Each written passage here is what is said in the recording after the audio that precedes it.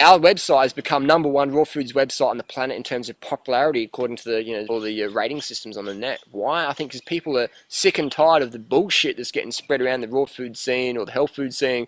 Fruit's bad for you. You can't eat carbohydrates. You know, got to eat high fat, low carb, high protein. All this crap. People are sick of taking weight loss advice from fat gurus. People are sick and tired of infomercials. People are sick and tired of people smoking cigarettes and saying you can't eat bananas because bananas are bad. And I'm a spiritual woo-woo bullshit artist. You know, I've got a Hugo Boss suit underneath, but I'm really wearing a poncho from the shaman in Ecuador I just got high with. So people are sick and tired of all this hoo-ha, wishy-washy, airy-fairy, whippy-snippy crap. And they want hard information that's fun, that's sound, it's noble, it's logical, it's easy to form a template into your daily life and take it up straight away.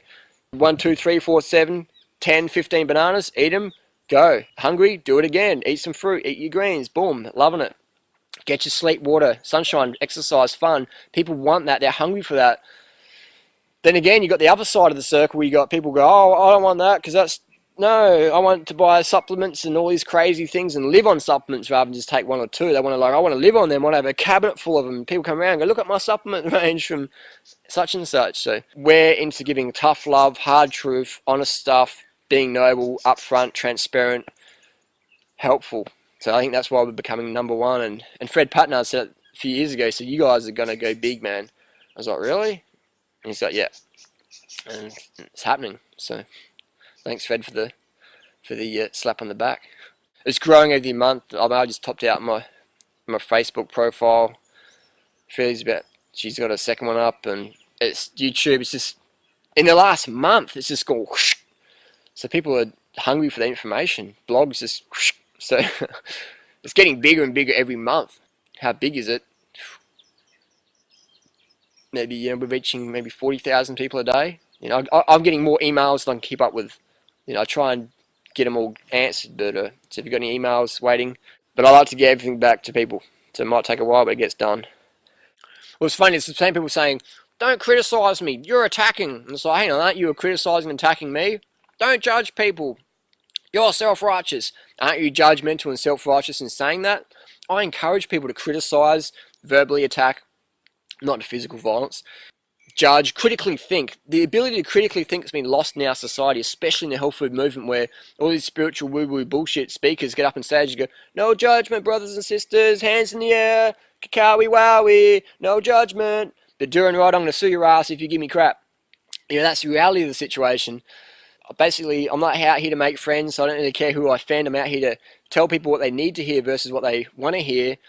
I'm not out here to impress people. I'm here to say what needs to be said.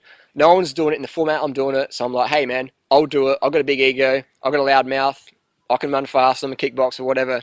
I'm going to say it. I'm going to speak it. I'm going to say what I mean what I say. Those that mind do not matter, and those that matter do not mind. So when I say to people that criticise me, keep criticising. I do it. It's all good, man. Criticise and judge and do it. Just make sure you don't let emotional bullshit come up to prevent you from taking real action in your life. Stand up and commit. Let nothing stand in your way. Above all, follow your heart and do it. Jealousy, hatred. I know people who like to literally just shoot me. You know what I mean? I was saying something the other day. You'd shoot me if you could, wouldn't you? It's like, you know, I know people want to kill me. It's why? Because I think we're being a voice for what people don't want to hear. We're being a voice for the voiceless, our animal friends, the planet. We're being a voice, and people hate that because people go, oh, you can't do that vegan thing, you can't do that raw thing because I tried and I couldn't do it and I'm disciplined. And people are hating that we're doing it. Why? Because we're not starving ourselves, you know what I mean? We don't believe in breatharianism. Breatharianism is a load of crap. You see all the raw food gurus who fall off the wagon, the raw wagon or the vegan wagon, and so that's all fanaticism. They still believe in breatharians, man. Eating bananas isn't fanaticism, man. Breatharianism is. I like to see an objection as a request for more information.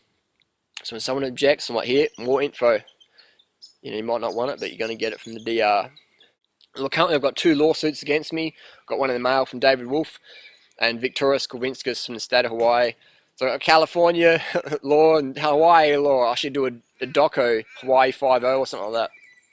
Or California, San Diego. And why am I very vocal? Because these gurus were my gurus back in the day. And when I got into raw foods, I was like, yeah, wow, this is pretty cool, you know, all airy fairy. These dudes are hucksters, man, and I'm lifting up these ponchos and spiritual guru Dungeons and Dragons fantasy catalog warehouse outfits. I'm lifting those up and go, hey, look, these guys are wearing Hugo Boss business suits underneath. And the audience is going, whoa! And these gurus just hate it, man, because I'm exposing them from the frauds, the hucksters and slicksters and snake oil crew they are. And if these people were really the kind, gentle, considerate, you know, people that they claim to be, they'd be go, hey, Durianrider, that's really cool. You're doing great on fruit and vegan. And wow, that's really cool. How are you doing that? None of these people give a fuck, man. They don't ask questions. They don't ask Doug questions. How are you doing this? This is really cool. You're really fit for your age, Doug. You're 57, whatever. You know, how are you doing this? They don't care. They want us out, man. They want us away from this whole thing. They're so into control and like, you know, like you can't be a vegan, you can't be raw, you got to do it this way, and all these superfoods and powders and canisters of bullcrap. Because these people, you know, money driven, power driven, I don't know. You know, I don't hate them, but I definitely hate the information they give. I hate the results people get when they follow information. The starvation, anorexic, breatharian, carb phobic, fruit phobic, vegan phobic. I've got to kill it. You know, I've got to have plates of horror 3 times a day to have any strength, because there's no such thing as a vegan bodybuilder. There's no such thing as the raw vegan athletes and runners and cyclists and dancers and swimmers and triathletes. No such thing. So that's why I'm vocal, man. And, you know, other people aren't calling them out, so I'm going to call them out. I don't go to sleep going, oh my god, I got a lawsuit from David Wolf. My life's a tragedy.